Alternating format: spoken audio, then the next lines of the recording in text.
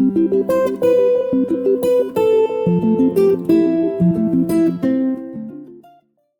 you ever caught yourself under the fear of failure that has stopped you from taking action? Then you are not alone. But here is the truth. Fear is just a story your brain tells you, and today we are going to rewrite that story. Welcome to the Apps, the Ankur Bhatnagar Show. This episode is all about taking back control and overcome fear. You will be discovering why fear of failure is a trap and how to escape it. What is the science behind fear and how we can rewire our brain? And how to use FOMO or fear of missing out as a fuel instead of frustration. So buckle up because this one is going to be powerful. Let's dive in.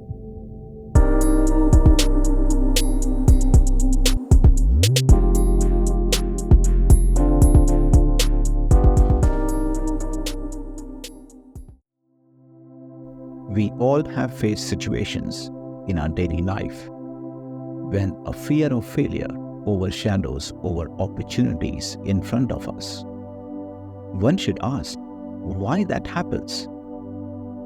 To understand this, let's first understand fear and failure before finding a way to overcome both.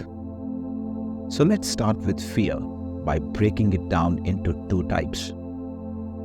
Type 1 is a constructive fear and type 2 is a non-constructive fear. Constructive fear. This type of fear keeps you grounded. It pushes you to improve, work harder, and leave no stone unturned. It's the kind of fear that drives growth. However, a non-constructive fear, which is a second type, this type of fear traps you in your shell. It stops you from stepping out of your comfort zone. Remember the 3 M's from the previous episode. The third M was momentum. And a non-constructive fear is what prevents you from taking the first step. So, how do we overcome non-constructive fear? First, we must understand its source, that is, our brain. Let's first understand the science behind the fear. Think of your brain like a security alarm. It is there to protect you. When real danger appears, like a tiger chasing you, it triggers the flight or fight response. Your heart races, you sweat, and your body gears up to escape. But here's the problem. Sometimes the brain sounds the alarm when there is no real danger. For example, let's say someone asks you to speak in public.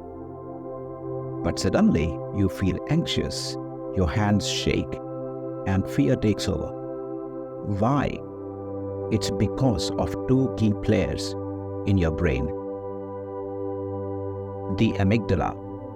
This is your brain's fear center. It detects threats, but sometimes it overreacts and makes harmless situations feel terrifying. Prefrontal cortex. This is the logical part of your brain. It's supposed to step in and calm the fear response.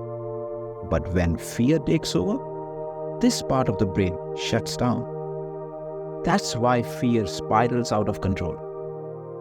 The more we avoid fear, the stronger it becomes.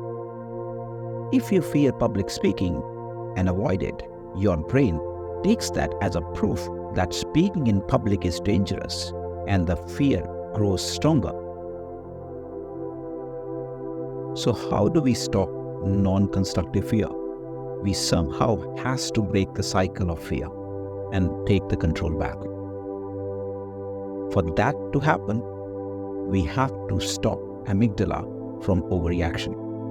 Because it was overreacting, it was generating non-constructive fear and our prefrontal cortex was shut down. So, for amygdala not to overreact, I will propose 3 simple steps. Step 1. Breathe deeply and breathe slowly. Whenever you feel that a non-constructive fear is building up when you are asked to do a certain task, breathe slowly. Slow breathing sends a signal to your brain that says, "Hey, you are safe.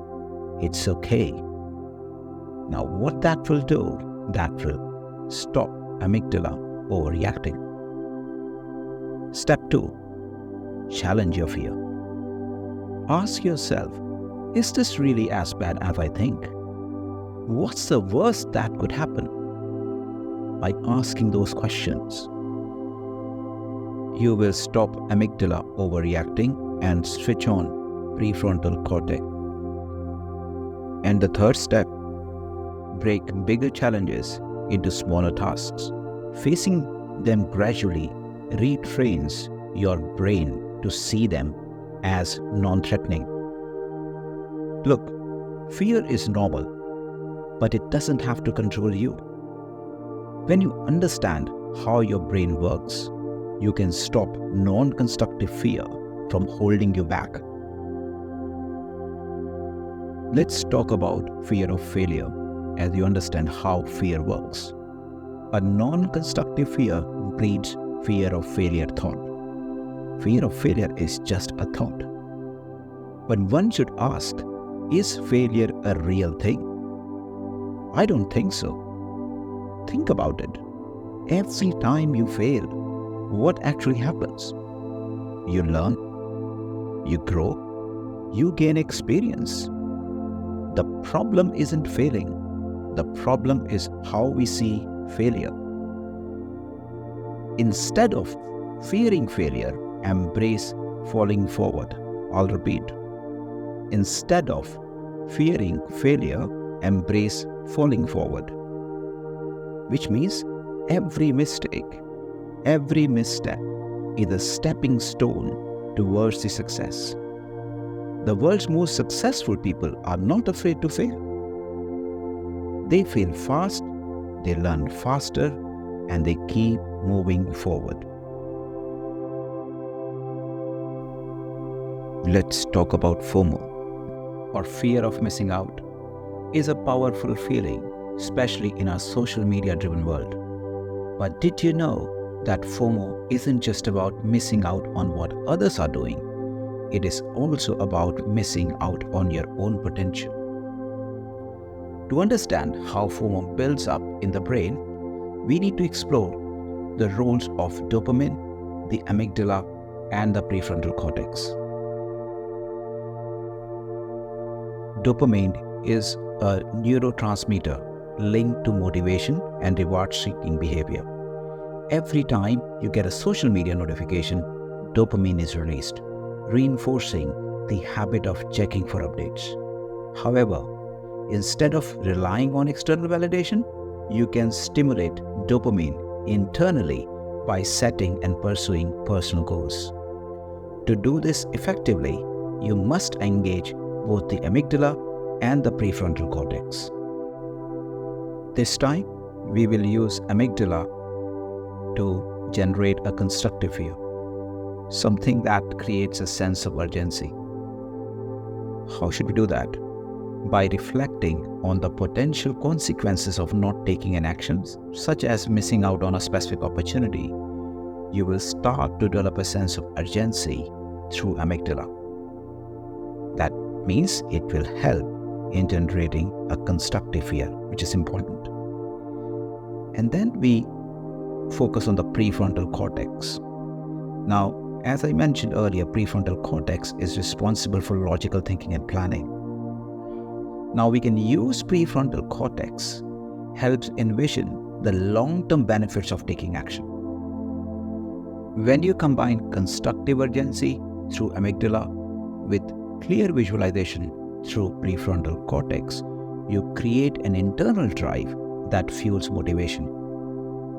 This shift allows you to experience self-driven FOMO, not based on external comparisons, but on the desire to reach your full potential.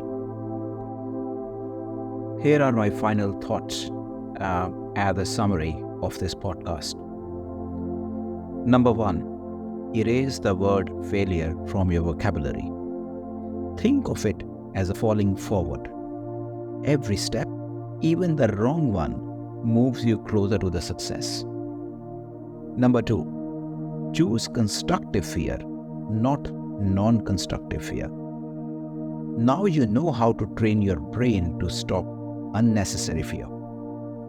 Point number three, turn FOMO into motivation.